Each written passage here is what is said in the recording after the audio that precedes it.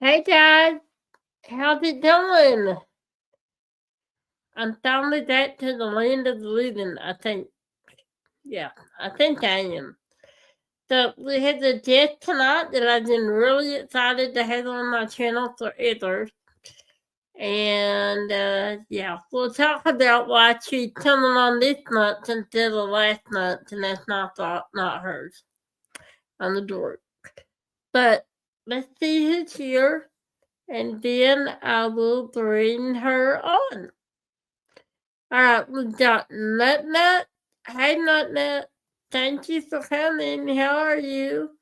And Rich, hi, Rich. What's going on? We got Matt. And we got Jamie. Hi, Jamie. What you doing? How's it doing? We got Kathy and Judith and Eve. Yeah, so tonight we have Elisa Menck, some Menck Arts and Crafts.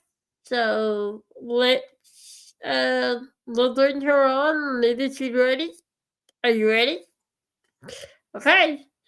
We're gonna bring hi Kenya, how are you?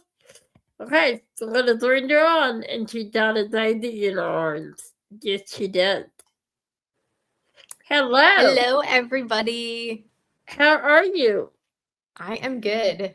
Sushi decided to make her presence known. Hi, Sushi. How are you, little girl? Where's the other one? Don't know. I don't know. She's somewhere meandering around. Meandering around.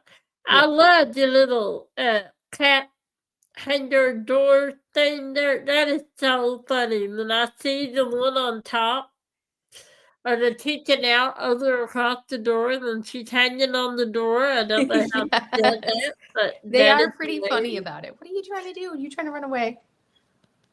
Yeah. You trying to run away? Oh, yep. She's gonna sass me with her tail. Yeah, she's done. But she's still purring at me. How old are your cat? Hi, Tannis. Sushi is 2. This little one is 2. She'll be 3 in June, and Mochi just turned 6. Just turned 6. Oh, really? I didn't realize you'd had Mochi that long. Yep, Mochi was a COVID baby. Yeah, did you look? Because I've been following you from the start. Hello, Sushi. What's up? Now we get a Sushi showing off, of course. Yes, we do. You gotta show off your curls. Now that wasn't like the dog. No, that's no cheese, right? Sorry, what was that? Liquid like to sit in a box. That's mostly Mochi. Mochi is my original box cat. Sushi will sit in a box on occasion, but that right there, that little hammock basket right there is Sushi's spot. That's where Sushi sits at all times. That's like, if she's not up on me, she's usually in there chilling. Mochi moves around. I used to have a cat, and it stayed in the box. Wouldn't. And I don't care what kind of box it was. If it was a little box, it would sit, and somehow it would get in there. I don't know how. Mm-hmm. They're experts at that. Yes, they are. They super funny. They're funny. They're crazy. Hi, Brenda. Thank you for coming. So, Alicia was to talk to Dion last month. She was. And I did something very unprofessional. I forgot. Can't even, there's no excuse. She couldn't do a Thursday. So we did it for the following Saturday. And I did it on Sunday. I'm so sorry. I don't know what I don't know. See, I have a love-hate relationship with the demon behind me that I don't tell her to remind me of something. And I thought I did, but I hadn't. Oh, I did the Thursday. Not Saturday. So that's my thought, God. She was supposed to be on last month, and I'm telling them myself. Hey, I'm here now. That's what matters. That's what matters. I don't know. So, how are you doing? I am doing good. Doing You good. do It's good. enjoying this beautiful weather down here in Florida. So yeah. Well, I want to thank you for your service, first of all. Um, Thank you. I do appreciate that. I want to thank the military. I have family that in the military, so I know what that means. So thank you very much. Now, hi Carol, thank you for coming. Now, I was talking to Elisa a little bit that day about her latest video. Um, and I really enjoyed it because I learned a lot, and I like to learn. I don't like to do research, so I like it when somebody else does it for me. I do, I really do. So, thank you for that video because I learned a lot. Hi Ryan, how are you? Um, Alicia and I don't like rounds, but do you ever do a flare? You did, don't you? I do squares. Yeah, the canvas I'm working on right now on my easel is actually squares. You Um, did. but yeah, so I will do squares if I love the image. Do not sushi. I gotta go climb her off the wall. Come here. No, you're not gonna. She's like, you're ignoring me, so I must pound on the artwork on the walls and make noise because that's what my fat little belly does. I love that. I love that, Daddy. Hi. Hi, So Sushi. yeah, so I'll do squares if I like the image, but given a choice between a round and a square, I'm gonna choose a round. Yeah, Um, I did I too. also I find for me, I have an old wrist injury, so if I do like the Diamond Art Club squares, their grid is so tight that if I spend too long diamond painting, it hurts my wrist. But if I do other squares that it's not so painfully tight, it's much better and I can tolerate it better. But I still prefer the rounds. You do. So, Brenda says, this is the first time meeting Elisa, so thank you very much for your service. Thank you.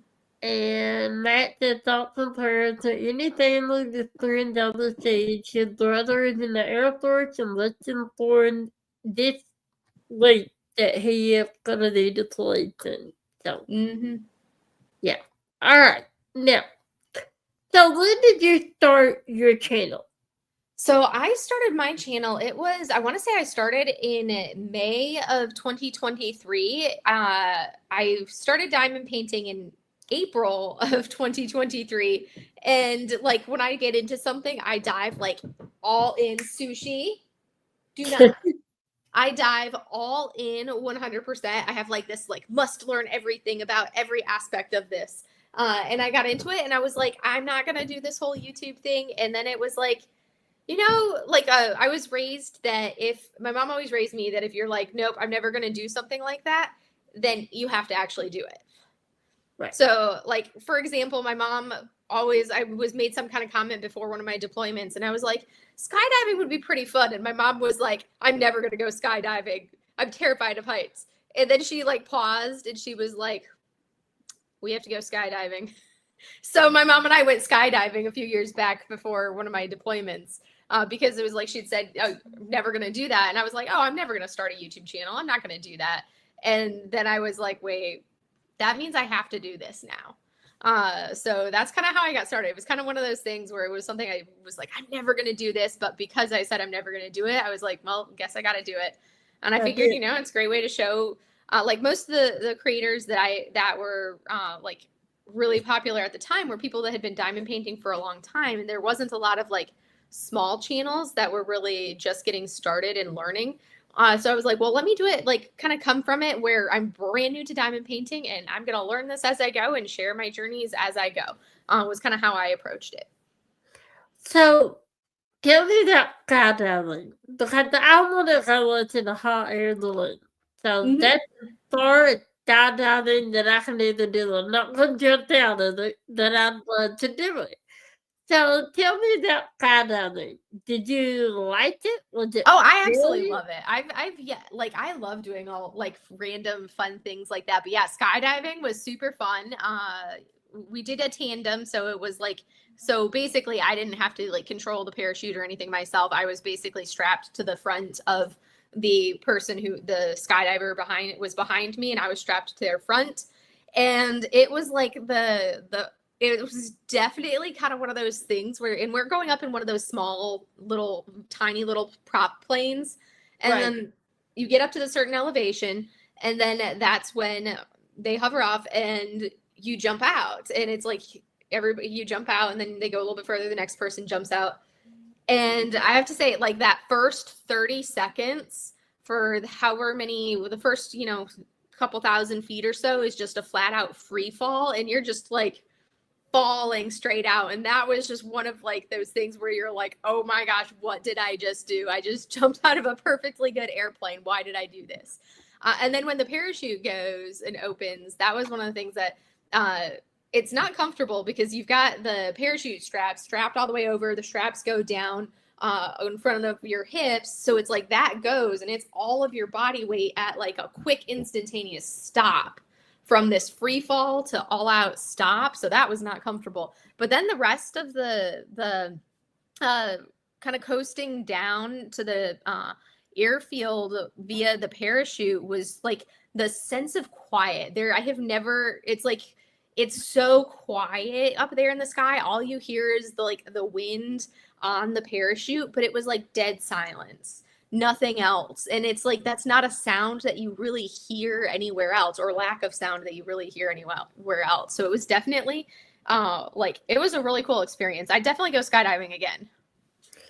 I wouldn't think that it'd be silent, but then at the same time, I can understand why it would be silent. I don't know, I guess I thought you'd hear the wind, that I guess not.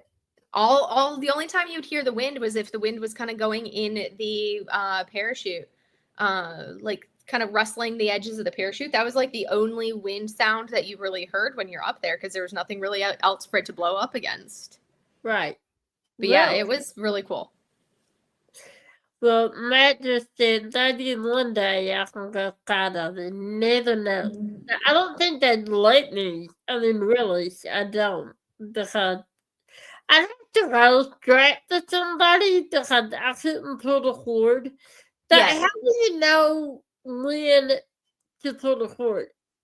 So it's like once you get to there's like a certain altitude or a certain amount of time that they typically will free fall to get to a certain height. And at that point, that's when they'll pull the parachute.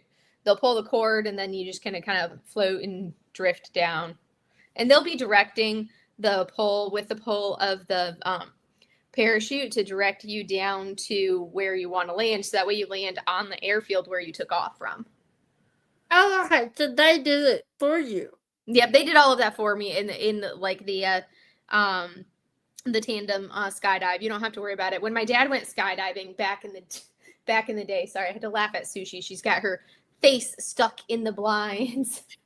in between the slats of the blinds, there's her little face to stare out the window. And I'm like, because she wasn't close enough to the window looking through them, this far away from the window. She's hilarious. How did she do that? No, because there's these random annoying ducks that wander around. So she's staring at the ducks. Yeah. But yeah, when my dad went skydiving when he was younger, in his early 20s, it was basically his way. It was like you had to actually. There's kind of a couple different ways that they'll do it, but he had to actually pull his cord himself as he was skydiving, which you got to pull it at the right time. And if you don't have your arms held in the right position, it can pull. And he almost dislocated his shoulder doing it because, not very much training before he did it, because that was back in the early 80s. Oh, my Lord. That just freaked me out. Think about it. At the same time, it's so cool. So, like, how high are you? Like, goodness. It's quite a ways up there. I'm going to have to, let me look and see. It was many thousands of feet. Let me see what how high up. Hi, Christopher. Hi, Kat. You're not late. I mean, you're never late. But thank you for coming. Both of you. I appreciate that. That's it. Okay. Right. The typical height is about 10,000 to 14,000 feet above the ground, which should allow about 40 to 60 seconds of a free fall. So yeah. So between the 10 and 14,000 feet up, so a couple miles up. Oh, wow. Lately, thank you to have that said about 30,000 release titles. They need to cut that out later. Like the kids, they'll say, how far are you? How far now? Hi. Frida! Hi. Hi. Yeah, they'll tease me and they'll say, how far are you? I'm like, I don't know. I can't do percentages. And I'll count and I'll say, I had this many release titles drive. That's how they do in the release Hey? titles. Later. And Rich said that he will pull the cord for these. I don't know about that. So, uh, um, how did you get started downloading? So I had seen my audiology tech that worked down the hall around the corner from me in my branch clinic at my previous command. She would always, in between doing audiograms, she would be sitting there working on a diamond painting. She'd have it sitting on her desk working on it. And she would actually, like, her husband would do custom frames for them, and she'd actually sell them in some of the tourist shops in like the next town over from us. So I'd see her working on them in between, like patients and everything. And I think there was just like the one day where I was like, you know what, let me try this. I'd seen her working on them for a while, for over, like 2 years or so. And I'm like, let me go ahead and try it. And so I went ahead and, ordered a couple off of Amazon, kind of like we all do, for our initial start when we've never heard of it before. And did that, and I did the first one, and I was like, it was a small little Buddha image, and I did that one, and I was like, okay, I think this is pretty fun, but this whole single placing one at a time thing, there's got to be a better way than using these tools. Right. So I like immediately dove in. Sushi, get down. I immediately like started researching, because I do the research on all the things. I started researching and I found out, I was like, oh, you can get more comfortable pens, custom pens. So then I almost immediately after that ended up with a custom pen.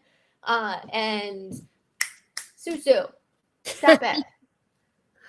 Batting at the painting on the wall. So I almost immediately started with custom pens, and just kind of like evolved from there. I was like, okay, I like this. And I think my first Diamond Art Club I ever did was actually one of their Amazon ones. So yeah, that's kind of how I started with the diamond painting. So you started with DIT, or I started with Amazon, but then shortly, it was maybe only, I can actually tell you. Let me grab this cat. Get your butt down. Come on. Sit down. You know better. She's like, Mom's going to snag me. Would you stop? Would your fat belly stop? Look at that fat belly.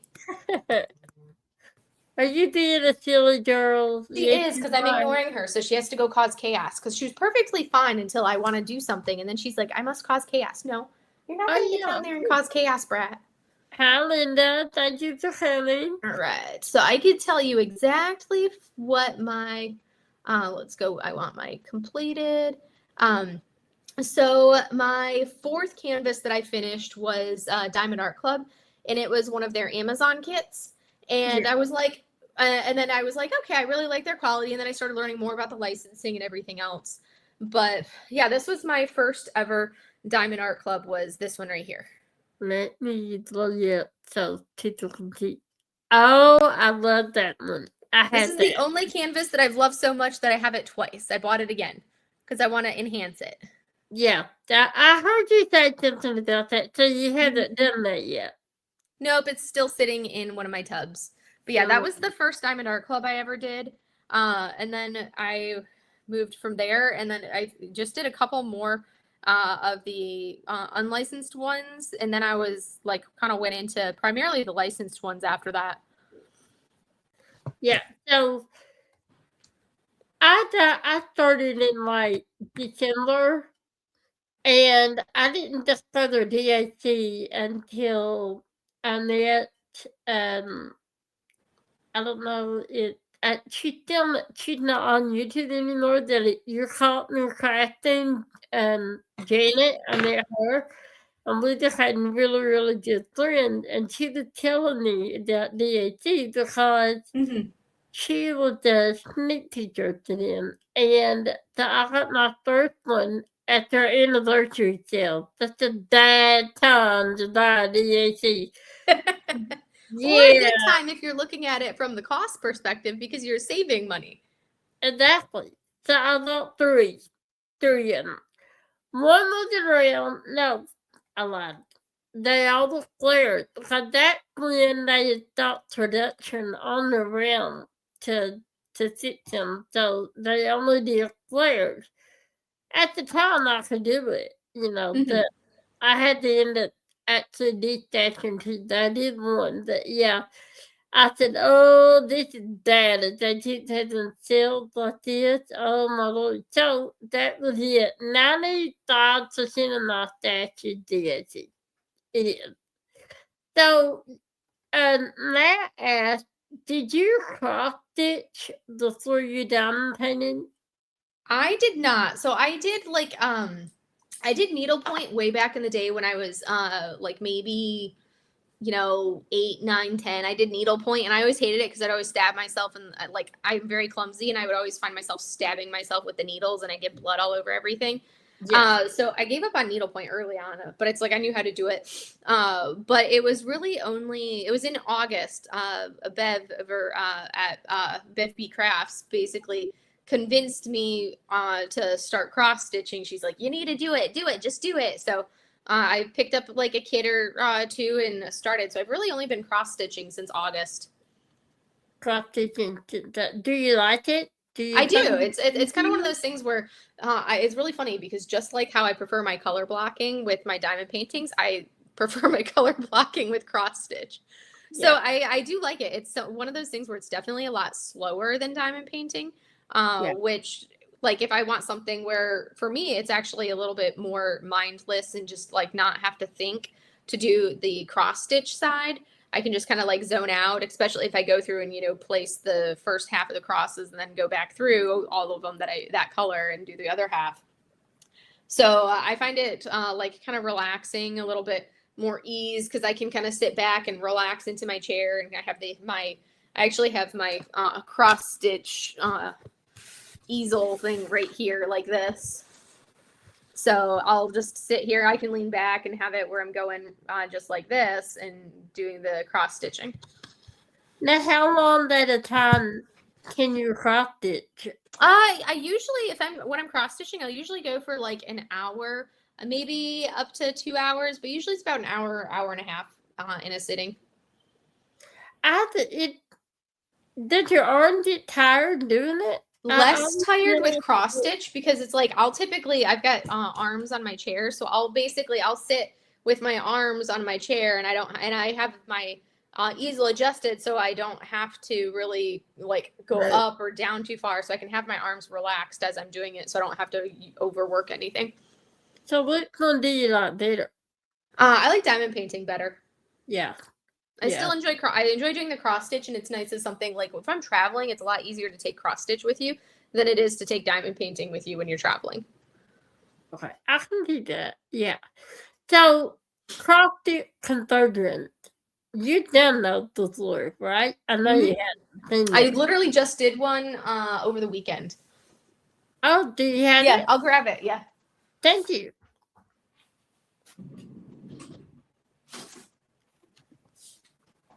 And I found Mochi. She's sitting in my chair over there.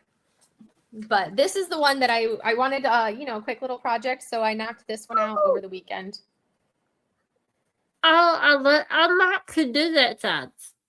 Yeah, and it's like, and you can do them as squares, but you can also do cross stitch conversions as rounds. You just get a round canvas and use your spare round drills, and boom, you're done.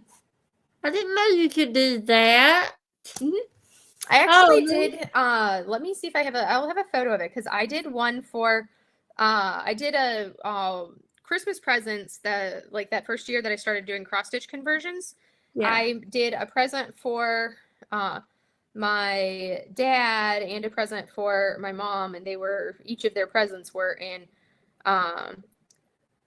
cross stitches. So this one right here was the first cross stitch conversion that I ever did. That's round drills, and it's in a little frame and everything. And I made that for my dad for Christmas. That's a round? I That's thought it was a rounds. square. Nope, that's round drills. Oh, I didn't know you could do that. Yep, you're just gonna because it's like, yes, you'll see the gaps and you'll see the white behind it, but it's not something that shows up like super crazy or anything like that.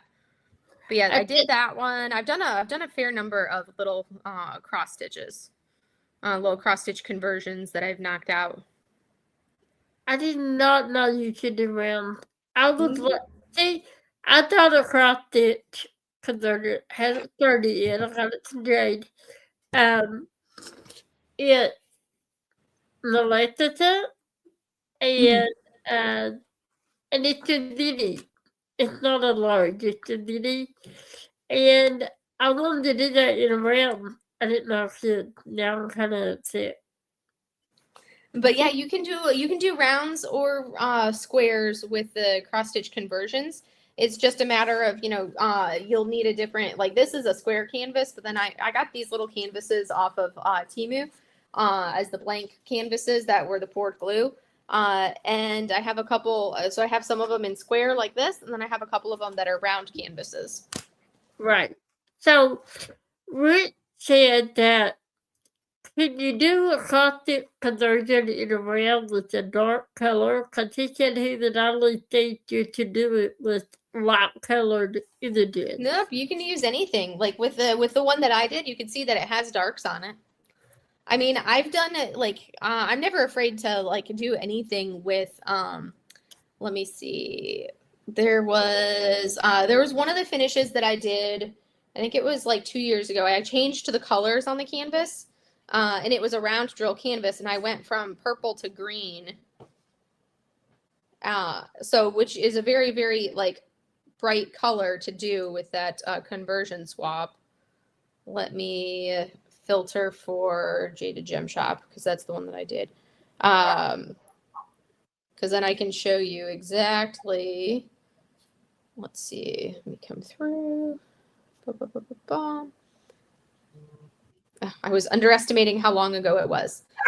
So this was the original. That's the original image that it was supposed to be. Was this cat with the two little purple ghosties? So that's the original with no drills down. And then this right here is what I ended up doing. So I turned one of the ghosties green, as you can see there, and you can't even tell that there's a purple background behind those little green ghosty. Because it's a, like if you zoom in really close, you can kind of tell, but it looks just fine because that's round drills. I didn't know you could do that. And it did. It really did. Yep. When? So I'm never afraid to do it. It's like, because when it's uniform and the entire background the entire canvas has a little bit of white around every single drill, it looks completely fine because your eye kind of like takes and doesn't see that extra white that you're looking at. It just says, okay, here's the colors, and it ignores that white background.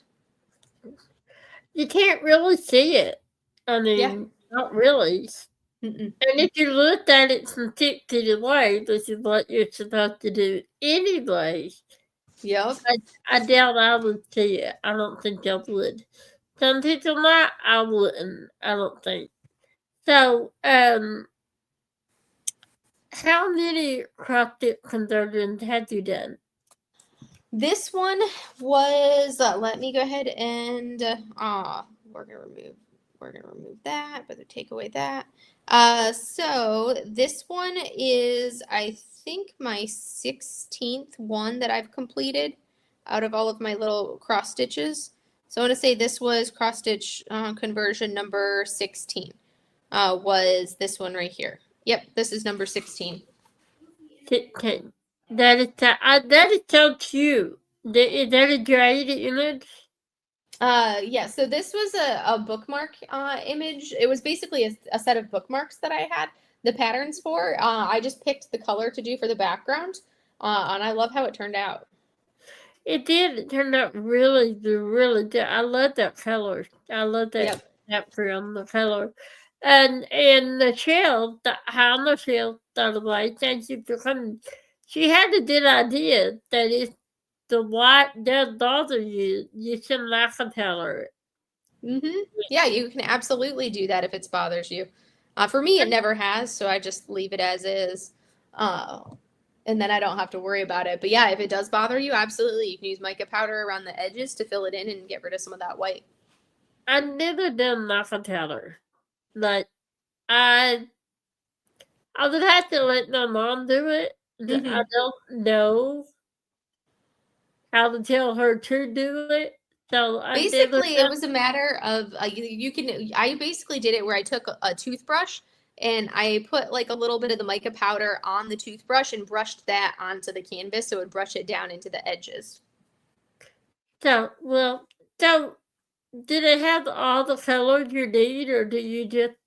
I've only really used it on like the whites. I haven't used it on like colored areas. You can get a lot of colors of mica powder, but I've never put more than just like, I think I was doing it in a really white portion of a painting that felt like that was a little gappy. So you could see the lines of the canvas behind it, of like the grid for the canvas behind it. So I did the mica powder to kind of hide that a little bit and fill in some of those really light colored, color blocking, gappy areas on the canvas I was doing. So I haven't used it for more than just that. I hate that it drives the inside. It drives you crazy. But sometimes it doesn't. I think it depends on the company, because sometimes you don't have any, and sometimes you do. And I hate spending hours on the painting, and it drives you crazy. So I didn't know that was not sold like Unison. Thank you, Matt. So you're an artist. Well, no, before I ask you that, you're doing an event next month, right? Yes, I'm co-hosting the legendary Liubka event with Laura over at Anxiety Art Adventures. So basically, it's one of those Liubka canvases, those adorable cats. You work on a Liubka canvas from Diamond Art Club, and that's going to be the event. So how long does it last? And that one lasts for a full month. So it's going to be just the month of April. But yes, so that'll be the first time hosting something that's not like my Lunar New Year DP along. And I will also, I have another event that I'll be doing in August. But yeah, so that one, Legendary Liubka, is April. We get to work on Liubka canvases and have fun with those. I'm going to change the colors of kitchen cats because I don't like the yellows. So I'm going to change kitchen cats to like a teal or a blue background. Oh, wow. I don't know. That's a round drill canvas. I don't know if I could ever be that brave to do that. I just don't trust myself to do something like that. So, do you need a new start or a finish? So you don't need a new start. I want to say for the let me pull up and I can tell you let me pull up my canvas screen. Where did I save it? It's like you get too many apps on your phone and then you can't remember where you put them. That is true. That is true. And I hate clutter of apps, so all of my apps are in folders in like different screens because I don't like the I'm not a fan of clutter on my screen. Either. So let's see. Phone and she's like, "Where's your ass?" And I'm like, "It's in the third square, second row." Exactly. Yes. So our event requirements, it's no size requirement required, no new start required. To be eligible for the grand prize, you do have to do a 30 by 30 centimeter section. So that's the only thing that if you want to be eligible for grand prize, you got to do a 30 by 30. Otherwise, we don't require size requirements for weekly prizes. Just be working on it. And no new start required. And yeah, that's basically what we have for our rules. We're both pretty low key when it comes to rules for events like that. Yeah. So I don't have one of those cats I love. I like it. I didn't never want one, but you just thought one on the internet. Is that the artist? Yes, so Liubka does have some kits or one kit on Amazon. Okay. That It's was Cat at Hugs work. is the one that she hunts. Is This is that the one that she has on Amazon, Cat Hugs. Yeah, that one. So that's what he said.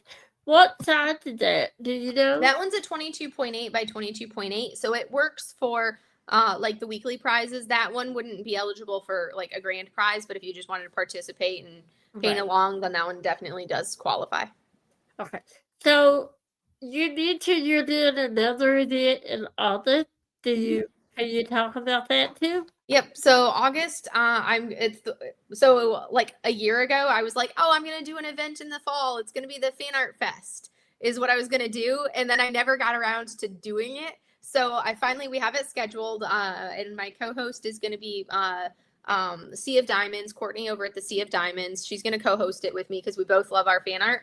And basically for that one, you have to use that one where basically you pick whatever your favorite thing is, but you have to do fan art. So it could be a fan art from a movie, it can be fan art from a comic, a book, a TV show, anime, manga. It doesn't matter. We want fan art. It can be fan art from people, because there's like Taylor Swift fan art. There's so many different things that qualify as fan art, but we want to kind of like pull that out and do the Fan Art Fest.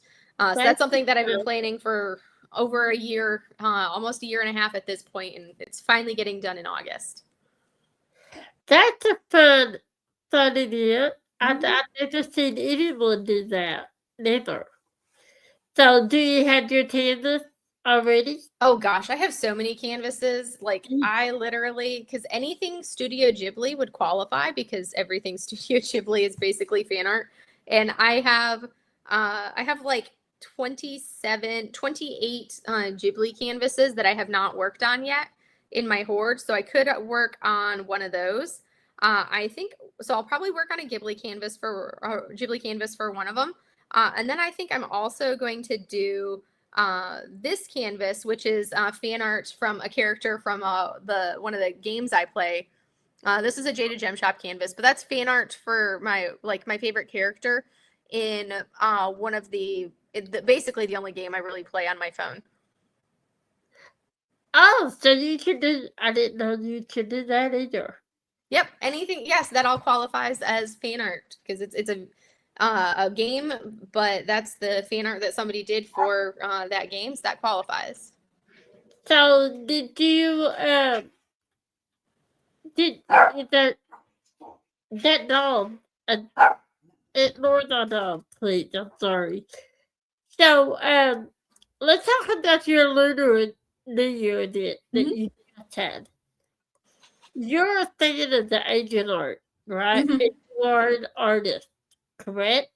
Yes. Japanese, is that right? Japanese art? So I do more of the Chinese brush painting. The Japanese sumie is much more just ink, straight ink, not a lot of color. Whereas I do the Chinese brush painting, which can have a lot more color to it. Okay. So hold on, I'm sorry. I'm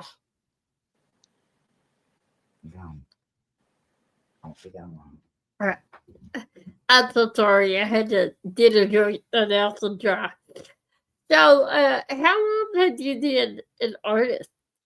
So I've always, my mom is a professional artist, and so I've always been able to like sketch and draw things, and I've always done that. My mom has been trying to get me to paint for years and years and years, and I just couldn't grasp the concept of painting Western style painting.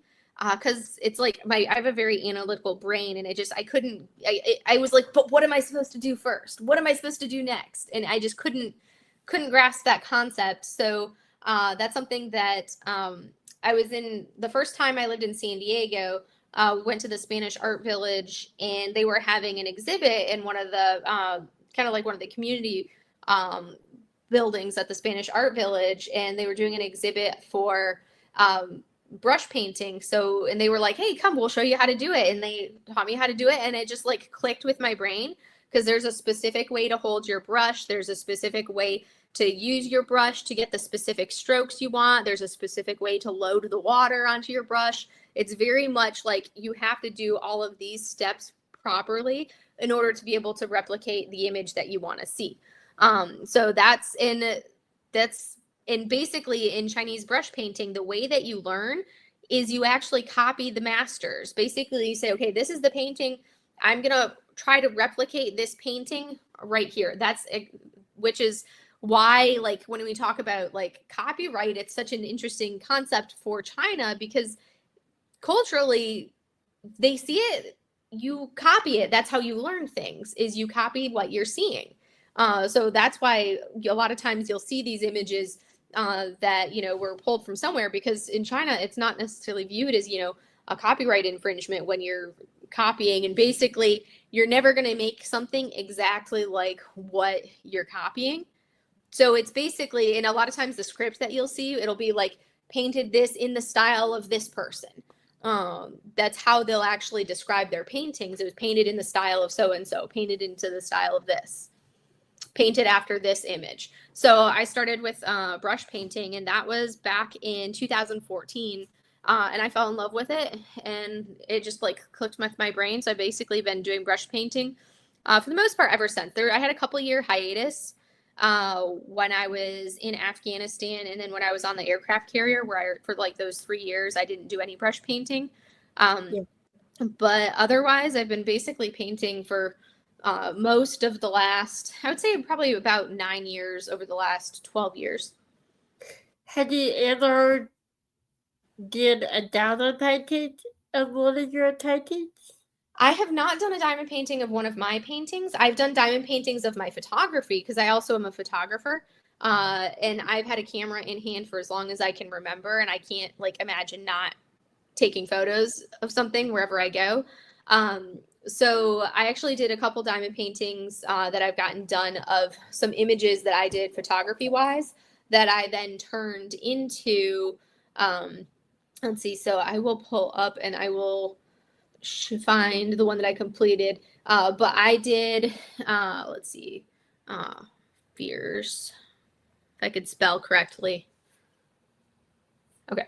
So this is the image. So basically I took this photo that I took in China. I took that photo and I edited it so that way it kind of smoothed the edges and made it look a little bit more painting like. So It doesn't look like a strict photograph. And then I went ahead and I had that one done as a custom, and it turned out gorgeous. So that's what it looks so much better in person. It's absolutely beautiful, but that was the first one that I had ever done as a custom. I have another one, and then I have my photo of Mylan that I did in October. I did Mylan. This was the photo that I took for Mylan, but because I lost her 2 years ago in October, and that was something that I got that diamond painting for her from one of my photos and did it. So that's the completion. Wow. And that's round drills. That is? That's rounds, and it's only, that was round drills, and it was a 50 by 50 centimeters, so not even that big. Wow, that turned out great. It did.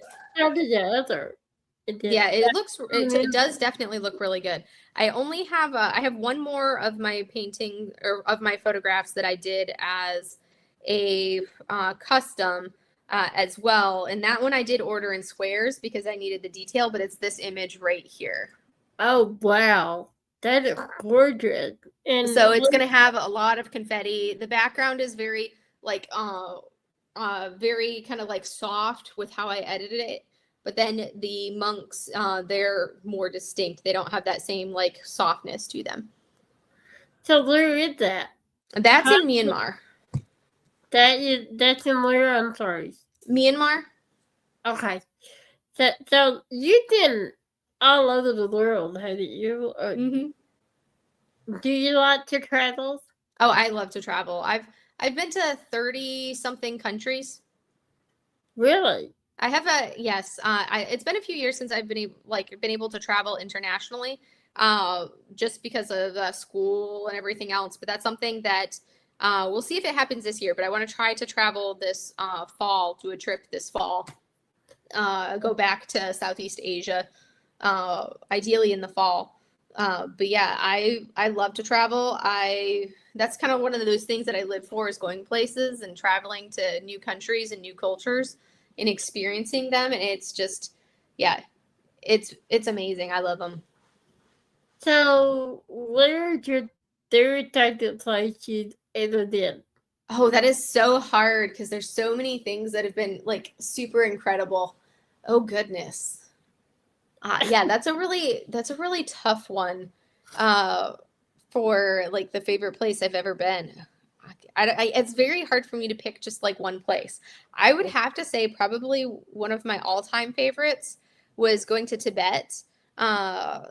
So being in Tibet, like in Lhasa, and like I love Japan. As like Eve knows, I absolutely love Japan. I've lived in Japan, but like Tibet was absolutely an amazing experience. Being in Tibet, and you're walking in places, in like seeing Potala Palace, going through all of these monasteries. I went to base camp of Mount Everest on the Tibetan side. So it's like some really cool places that I've gotten to go and see. And one of the most amazing experiences to do is in Tibetan Buddhism, a monastery. Like our American brains, we think of a monastery as a building, maybe a couple outbuildings. That's a monastery to us, right? That's what we think of when we think monastery. Right. When you're looking at, if you're looking at actual monasteries kind of in the, there we go, in England or in like Asia, it's a totally different ballpark. So the monasteries are going to be building after building after building that you're seeing in like this it's basically like an entire city. That's going to be the monasteries. Wow. So let's see if I can find one of the actual that shows the whole monastery. That's not how I think of a monastery. Right? Yeah, we have a completely different perspective of what a monastery is. Yeah, Right. so this is kind of shows how, let me turn it sideways so it can get a little bit bigger so it's easier to see. But this is basically portions of one of the monasteries. This is a portion of a monastery. Like you can see there's building after building right there. Yeah. It's fascinating. Like, and one of the things that they do in Tibetan Buddhism is they'll do like a lot of like religious treks. And one of the things that they do around a monastery, you walk clockwise around the outside perimeter of the monastery. And that's something that can be for like good luck, all of this. Like you're doing this walk around it, and it's like there's some absolutely gorgeous things. Like this is doing that Kora, which is that walk around the outside of that monastery, around the perimeter, and you're seeing all of this beauty of Tibet right there in front of you. It's really incredible. Beautiful. That is gorgeous. Absolutely. It is absolutely incredible. While I'm looking at it, here's a photo I took of Mount Everest. So there's Mount Everest. Wow. God. So yeah, because when we were actually at base camp, you couldn't see Mount Everest because it wouldn't show its face behind the clouds. Because this is when I was actually up at base camp, and that's Mount Everest hiding behind the clouds. Oh, it sure is. Oh, wow. So when we were driving away, the next day as we were driving away is when we were able to actually like see Mount Everest. It peeked out from behind the clouds and you could actually see it. Wow. But so yes. what is the one thing where's the one place you haven't gone that you'd love to do? So one of my next trips that I want to do is going to be to Tiger's Nest Monastery in Bhutan. And this monastery, it's Paro Taksang is the name of it, and it is absolutely incredible. So I usually pick where I want to go based off of like what I want to see. And this right here, that's Tiger's Nest Monastery. That is? That's Wow. that's the monastery is on the side of this cliff. How? So you have to hike to even get to the monastery. But it was actually the inspiration from if you ever watched like the Dark Knight Batman movies. Yeah. Like the Dark Knight kind of starts where he was up on this like mountain cliff in a monastery for part of it. They took the inspiration for that from this monastery actually. How in the world did I build that up there? I don't know. I don't get it. Right? It's amazing how they do it because some of that stuff it's like been there for, thousands of years. I was just so scared, I think, but at the same time, it just so exhilarating too. Mm-hmm. So It is definitely exhilarating doing some of those hikes. So you have to hike up there. Do you mountain climb? Can you climb mountains? Actually, I'm like, not like a mountain climber, but yeah. I do love I do a fair amount. Like I go hiking whenever I'm in different places. I'll do a lot of different hikes. One of the cool places that I actually did get to hike part of was to Machu Picchu. Ooh, So hold on. Let me. there's Machu Picchu in Peru. Oh well, that's so pretty. That is so pretty. There are some beautiful places in this world. Mm-hmm. Yeah, that's what I tend to do is I tend to pick the locations that I want to go to based off of like one specific thing that I want to see. And that's typically I'll go there to try to like see that one thing or that like one city or one place. That's kind of what I end up aiming my trips for.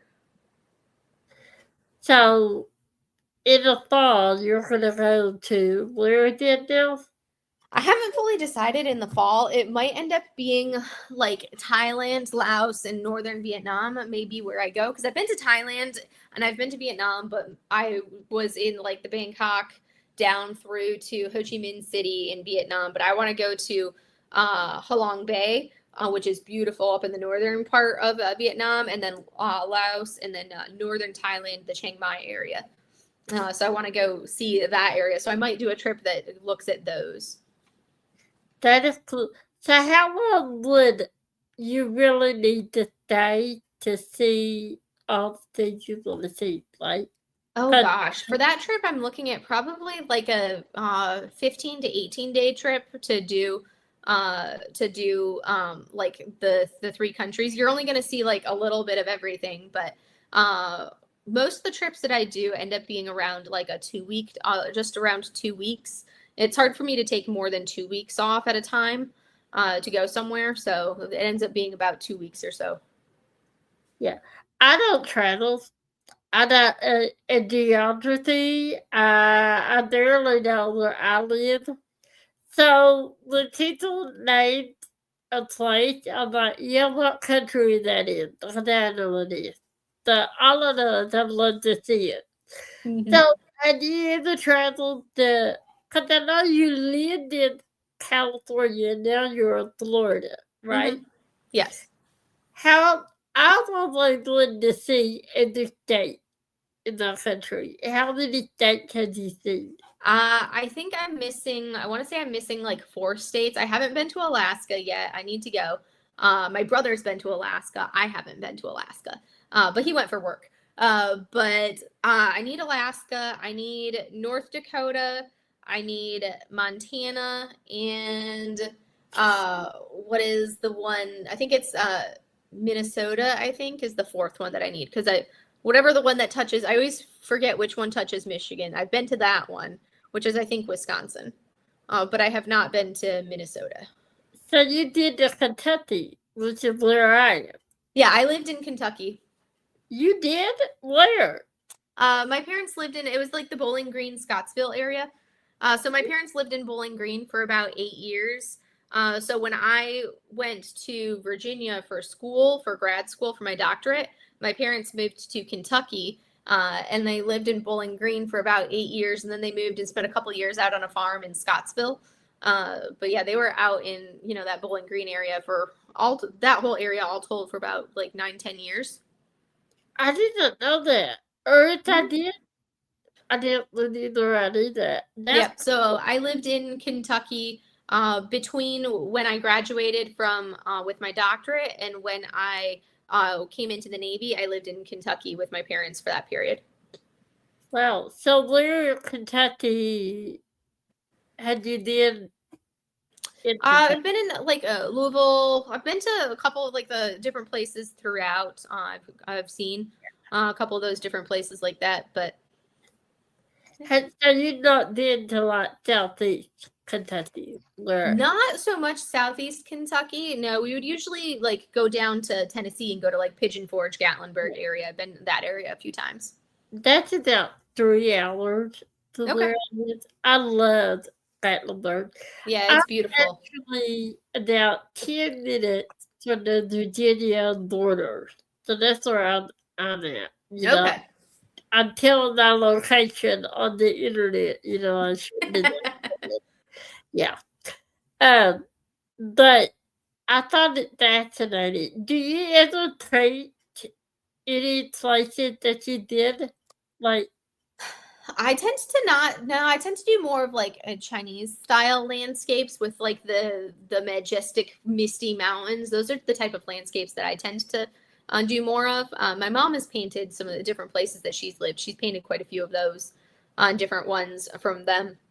But yeah, I was having a conversation with some friends a couple days ago, and we were talking about driver's license and expiration dates, and I realized I was like, I've never actually renewed my driver's license ever in my life. never?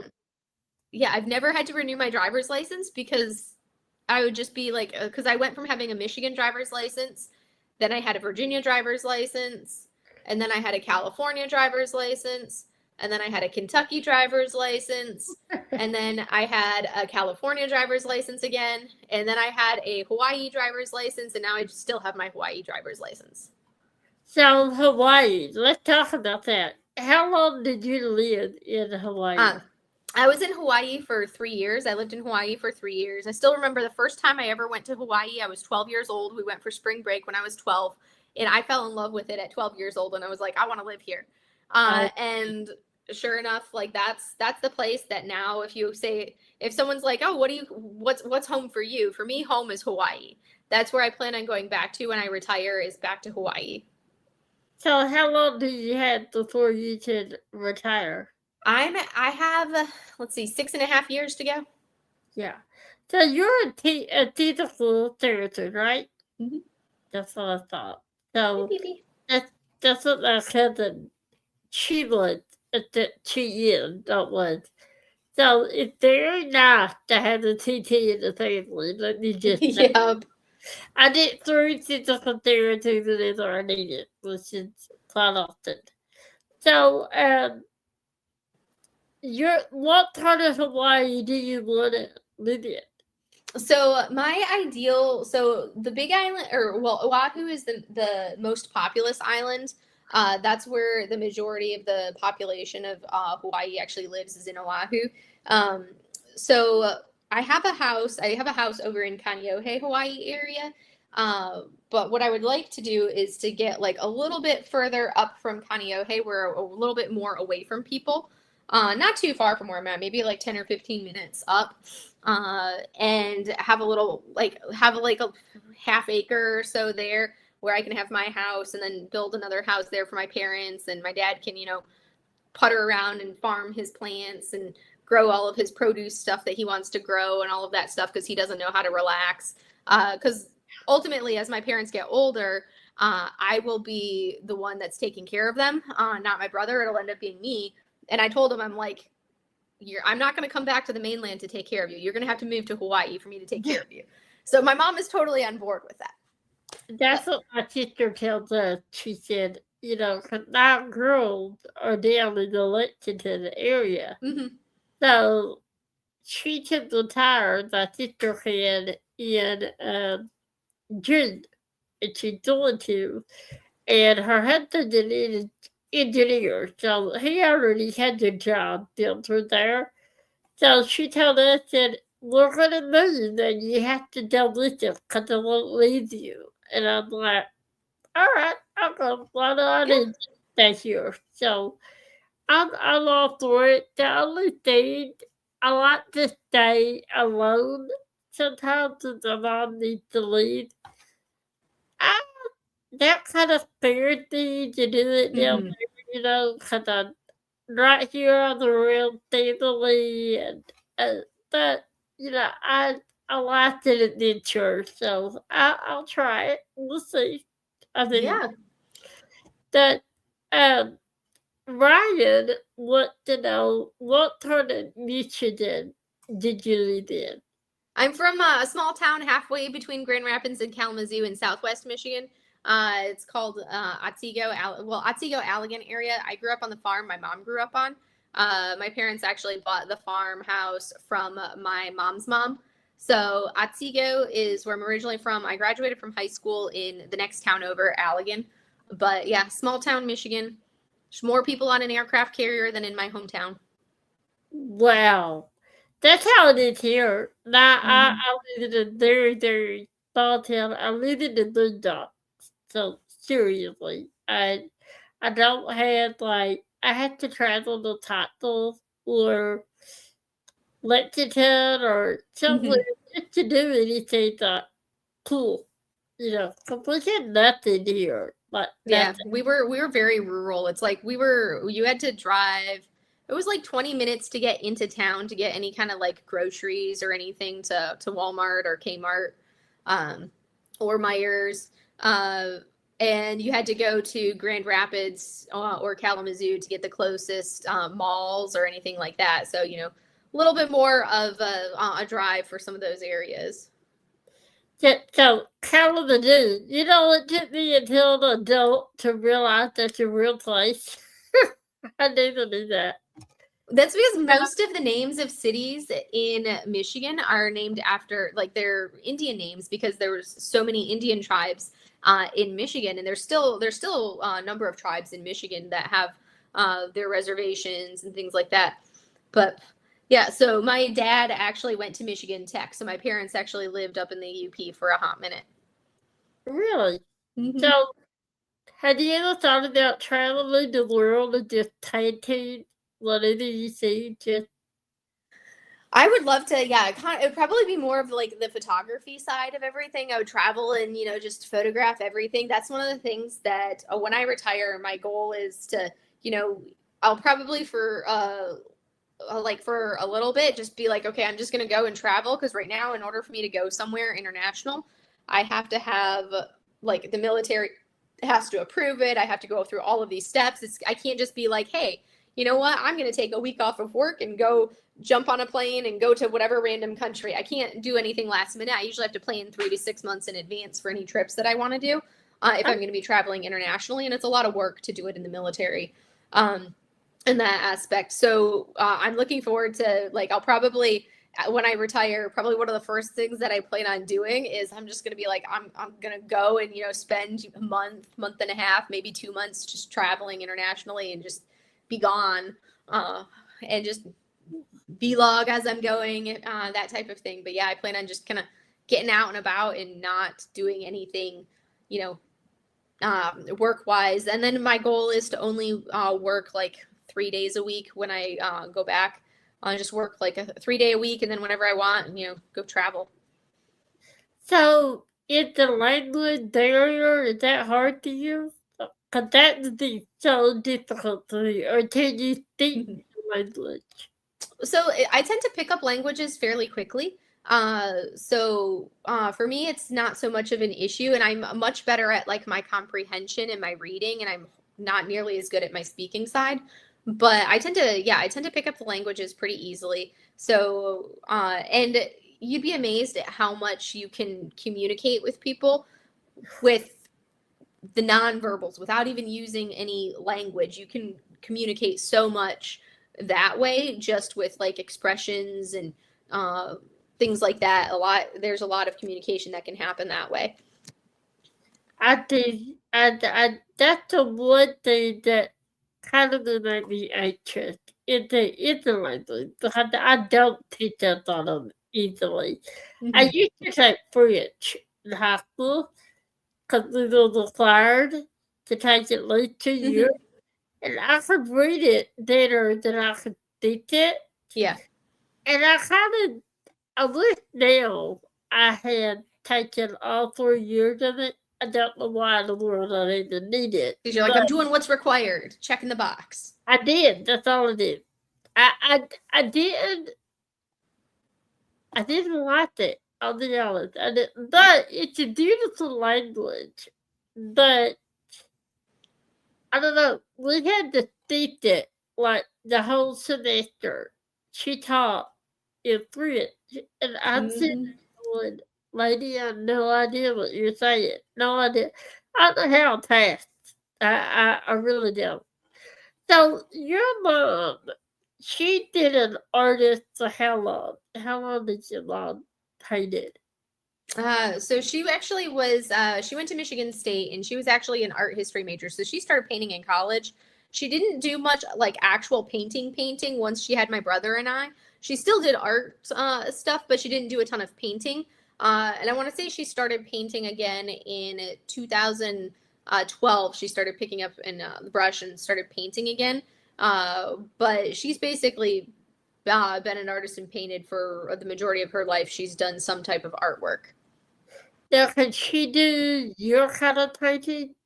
She doesn't do that? So you two are there. Nope, because it's too structured and rigid.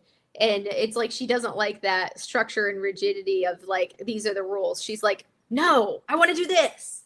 Yeah.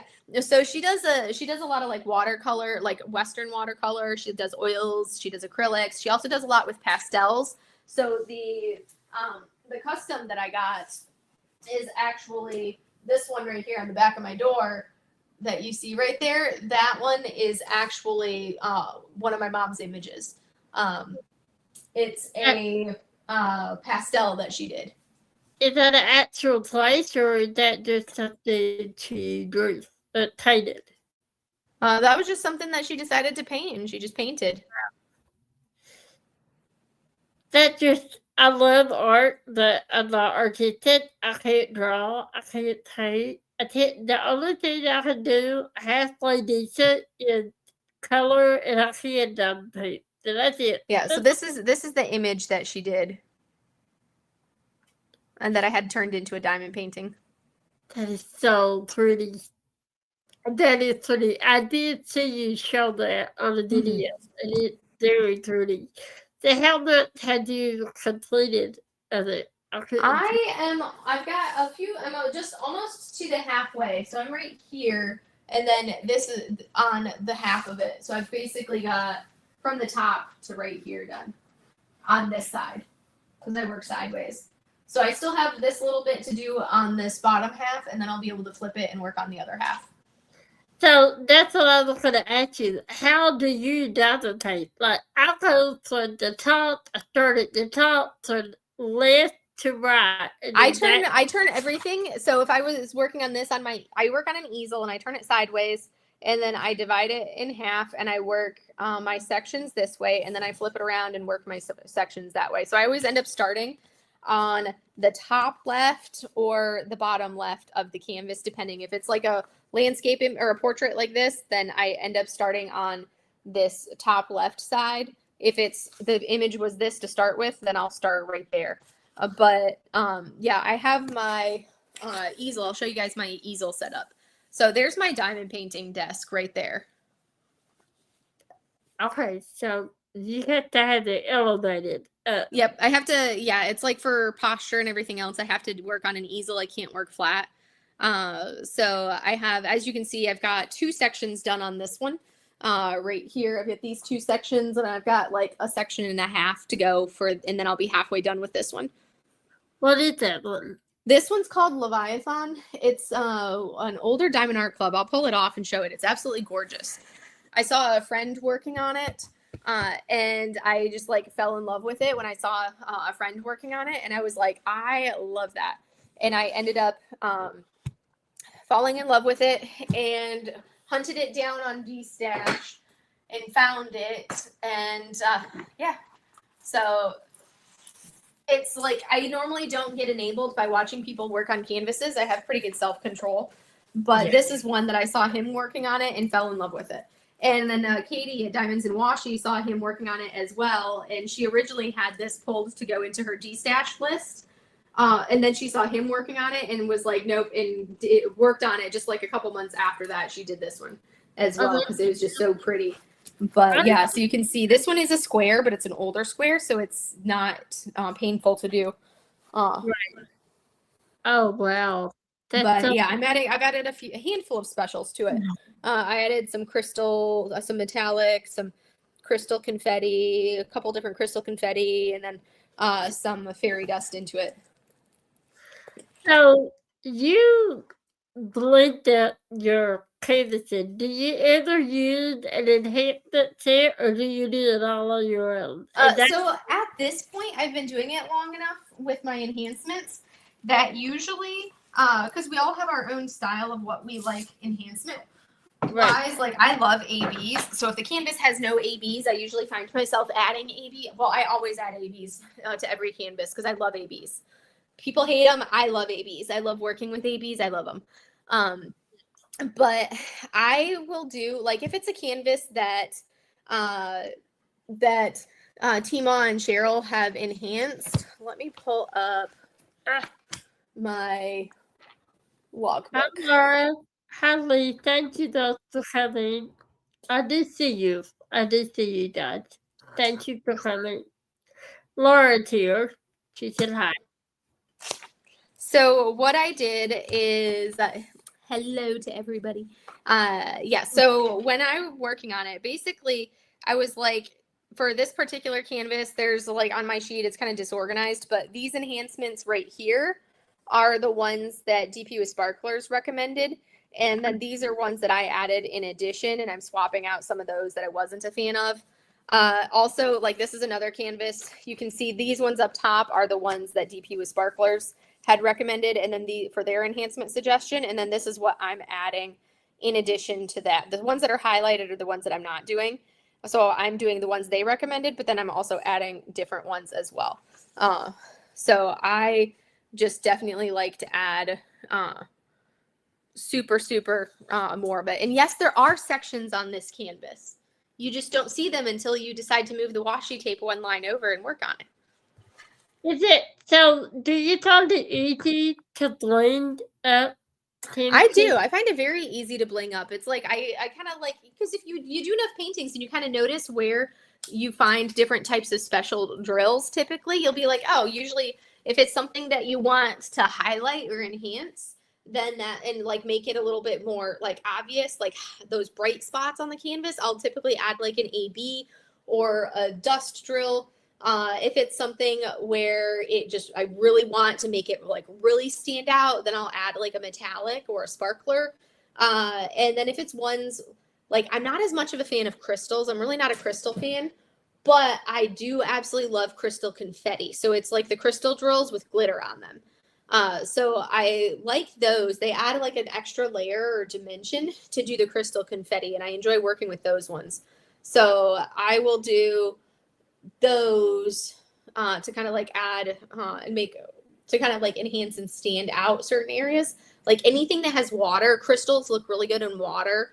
The crystal confetti looks good for any of that. Like I'm doing the dragon, so he's got a lot of crystal confetti because dragons are kind of like snakes. They have scales that need to glisten, so that's where I like the crystals for that aspect of it.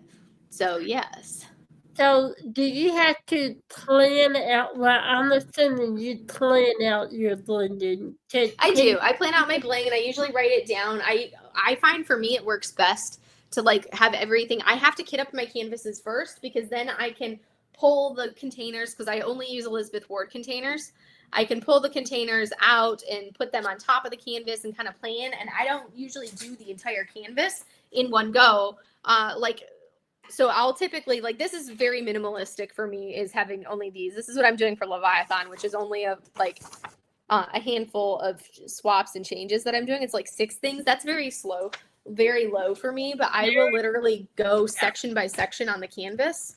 And I keep all of that information in my logbook. So if I'm looking back at like Naughty Space Void, when I did Naughty Space Void, which is a Yume So there's our naughty space void right there.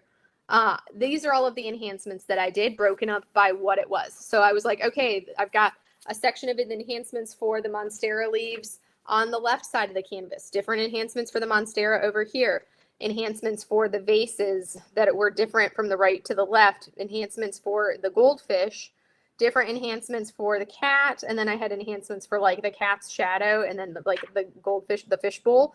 So it's like I went off of like the specific elements in the canvas is kind of how I'll plan and do it. And it looks like a lot because that's all of the different things that I enhanced when you look at that right there, the different aspects of it. Yeah, King said you're a decent station, and then Nat said he liked crystals. They really turned out that he had a hard time trouble finding where, you liked them. And Laura said that your tips are so nicely organized. I did actually just like these ones have always been pretty well organized right there. I have all of like my really small stuff in the tubs, and then I have like my preferred size of Diamond Art clubs right there, and then all my other ones in the closet. So watch out, Sushi. Oh, let me snag you. So the rest of them are in there. Oh well. So that you can see there's the rest of them. So I have all of the big ones on the bottom right down there. Then a lot of my other small shops that go up size wise right through there. And then I have 2 big laundry baskets of the ones that were in like really big boxes that are in like these standing up laundry baskets on the floor. Oh wow. That is like wow. I saw your videos like let's organize. I just always like you to like topple them down and they'd all fall over and then I just do I will cry. It's all organized them and they all fell over. I done another and my niece organized mine and I was sitting there and I'm like, wow, I didn't realize how many I had. Right? It's kind of one of those things that definitely helps when I can see exactly how many I have like that. The more organized you are, the better to kind of be like, oh, okay, I think I need to back down a little bit and organize. Yeah. And then I have like canvases that I get each month. They sit on the floor in front of my closet. So that way I can unbox them at the end of the month. Because I found that really helps me. Because if I unbox them as I get them and like to put them away as I get them, it's one here, one there, one here, one over there. And you don't realize how many you actually got that month. And then if I open them all in one go, I'm like, okay, I'm seeing them all right in front of me that I got that month. And I can be like, yeah, I need to back off. 3 of those kits are like the really little Amazon ones from their newest Amazon release. So I'm not too worried about those 3 Diamond Art clubs because they're so small. But Amazon, when they come out with those, I'm like, I have to really control myself because I love the kits. So I would have not. I'd hit them off. Exactly. I wanted so many of like the ones from this latest Amazon release. But I was like, I felt like it had been so long since they released any canvases. Yeah. So I ended up getting 3 of them. So I snagged 3. I have not opened them yet, but these will be the 3 that I got, and I was happy because all 3 are rounds, which makes me super happy. Oh, so I got this one is a Thomas Kincaid. It's called Maui Gardens. It's a Thomas Kincaid. So I got that one. And then, of course, I got Milo the cat because, I have to have a cat. That's so that little guy. And then I love Jeremiah Kettner, so I got his little, this one is Rainbow Galaxy Bear from Jeremiah Kettner. So I thought that one was super cute. Sold out on me. I hope they reached up because I didn't get them. And I'm going to they typically do. Sometimes it takes it just takes just as long as it takes regular-wise to restock some of those. But yeah. It does. But yep, I try to keep the chaos managed because otherwise I get overwhelmed if I have too much chaos and then I have to sit there and I could not do that, Laura. I could not have kits all over my house. I have to have them in one spot. No, they not all of the closet. So, I need more space. So my theory is let's take the clothes down the closet. And I said, all right, we did it. Where are you gonna put your clothes? I said, well, I don't know. I haven't gotten that far yet. Just give me a minute. But Right. now what about your enhancement? Do you have the stash for enhancement? I do have a stash for enhancements. So my stash for enhancements, some of them I've taken out because I was enhancing the canvas. But this is the other half of the closet. And all of those plastic containers, that shelf that has holes in it, that's because those containers are sitting on the floor. But those are all of my spare drills and my enhancements. Sushi, you are not going in my closet, girlfriend. No. So, how do you prefer to organize your enhancement? How do you do that? So I have them organized, like my spare drills are all organized by, let me close this so you don't go in there because you're being a brat. So I have my spare drills are organized by DMC number. And I have a set of these for rounds. And then I did another set of them for squares for my spare drills. And then I did basically the same thing for my special drills. Some of them for rounds, some of them for squares. And where I group the different types of drills together.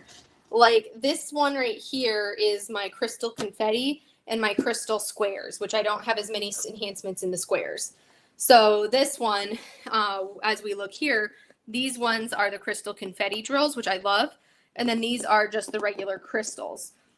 I wish I had more colors in the crystal confetti because I would do so much more crystal confetti than the actual crystals. So yeah, that's how I kind of organize them. And then I have them, like I'll have all the ABs together, all the dust together. Yeah. So are those the wood containers? Is that what those are? So those are going to be, they're like these, they come in like those individual containers like that where you can put like 90 something on there and they end up in like here. So those are sitting on the floor because I just pulled out the colors that I needed for this kit. Right. And I have these little square containers sitting on my desk so I can work on enhancing them as I go.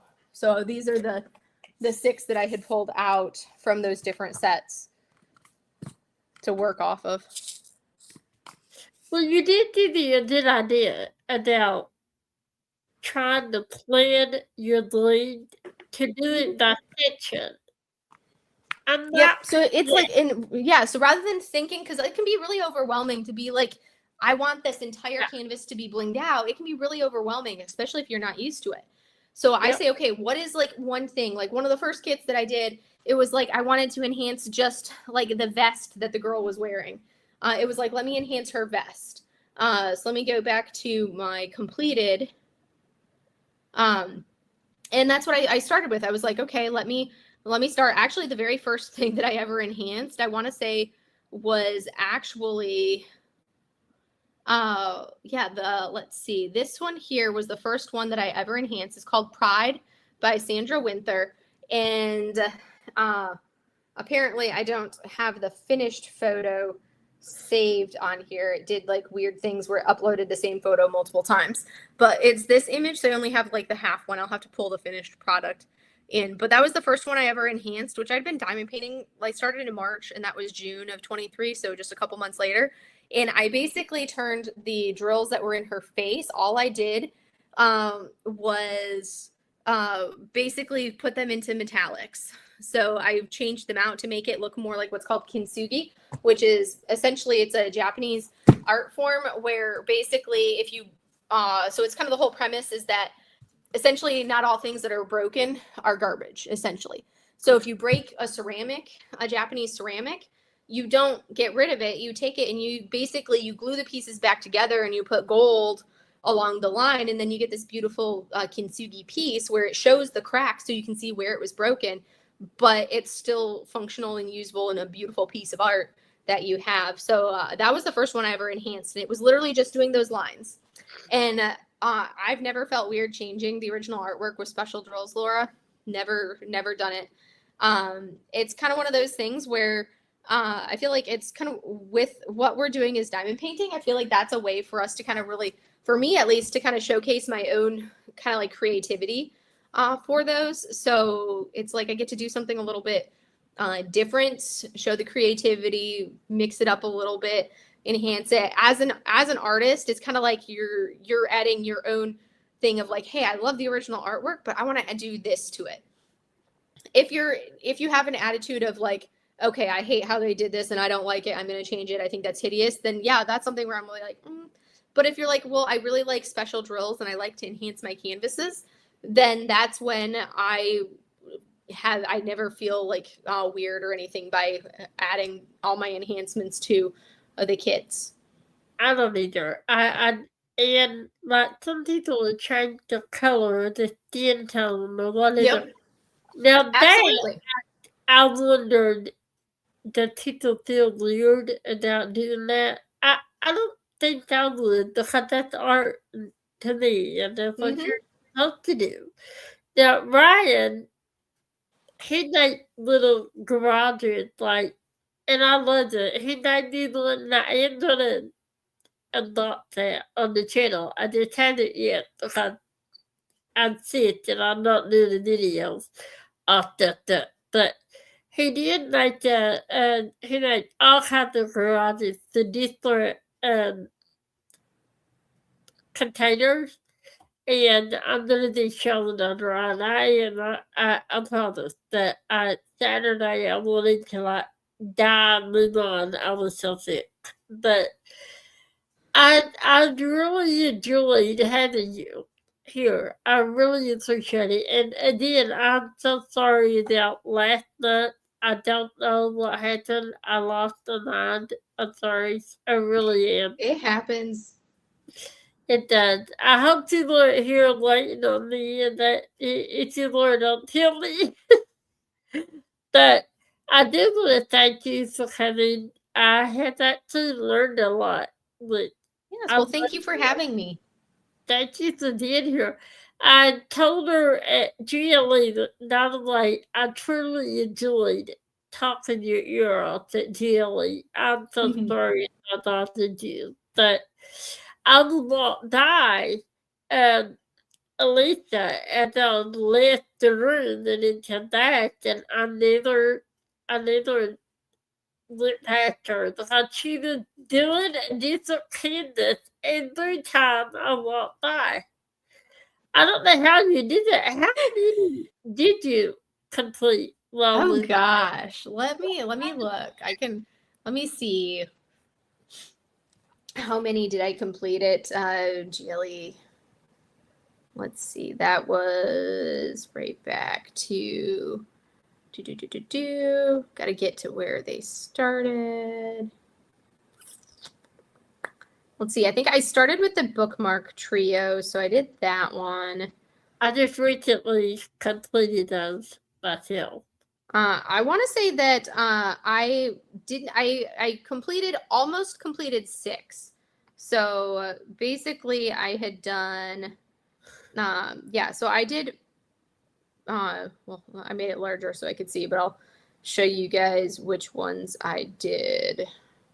I just have to go back to end of June. Yeah, thank you for that.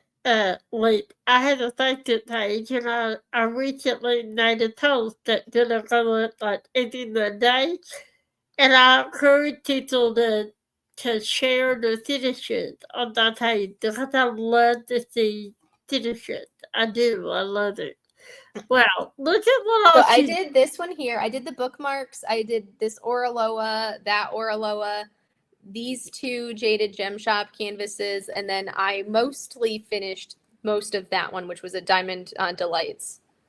Yeah. So it was those 5 that I did complete. So it was like the 5 that I did complete, and then the 1 that I almost completed.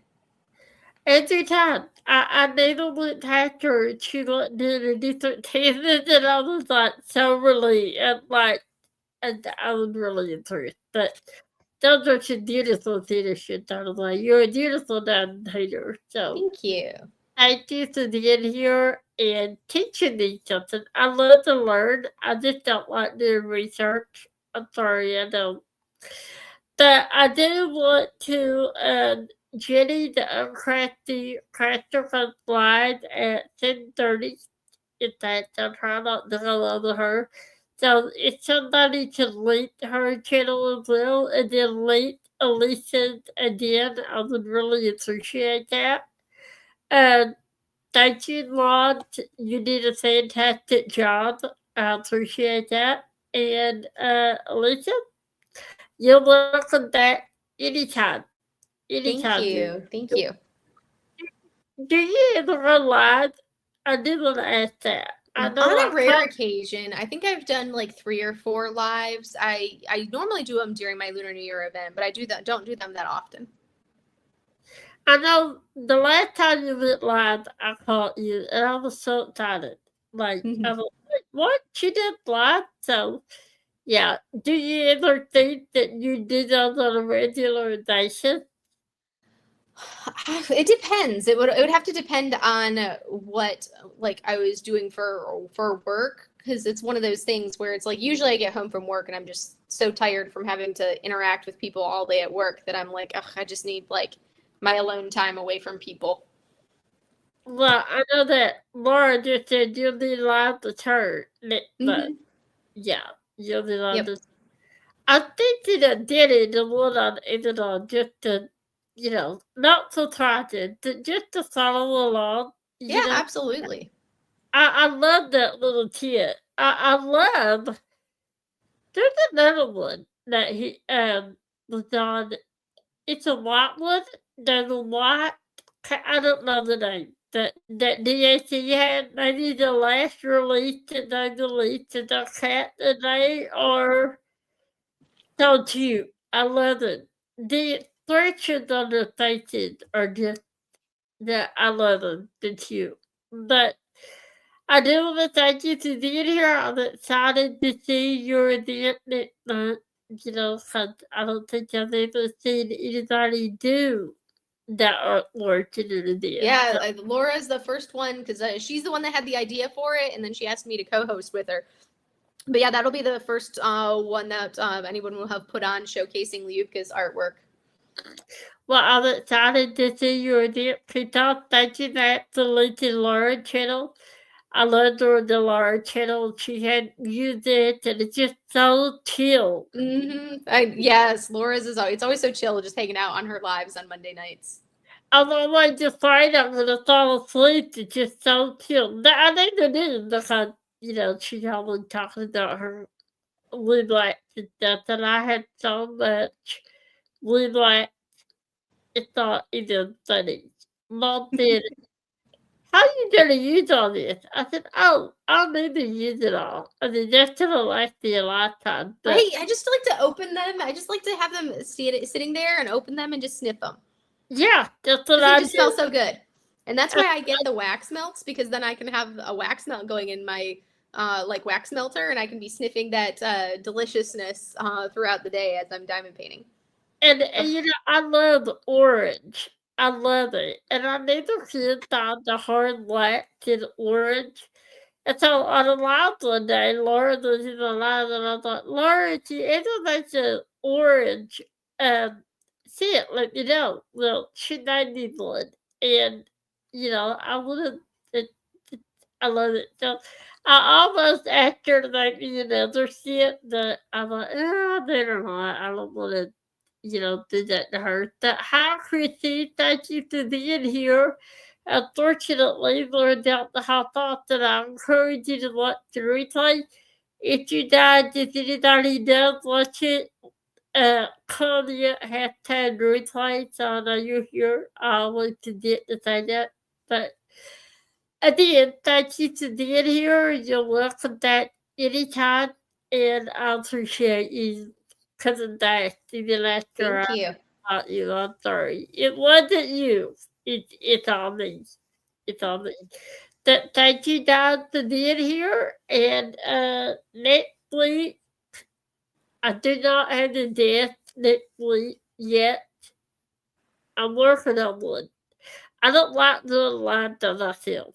I just don't. I do once a month. on the Thursday eating it.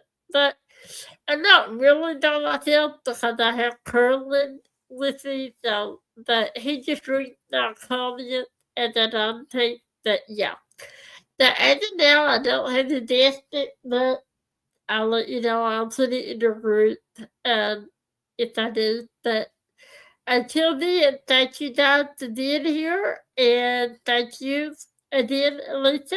And I will see you guys in my next live, in my next video. Do you want to say anything before I hop off? Just thank you for having me. It was a pleasure joining you. But yes, All right. thank you. All right. Bye, everyone.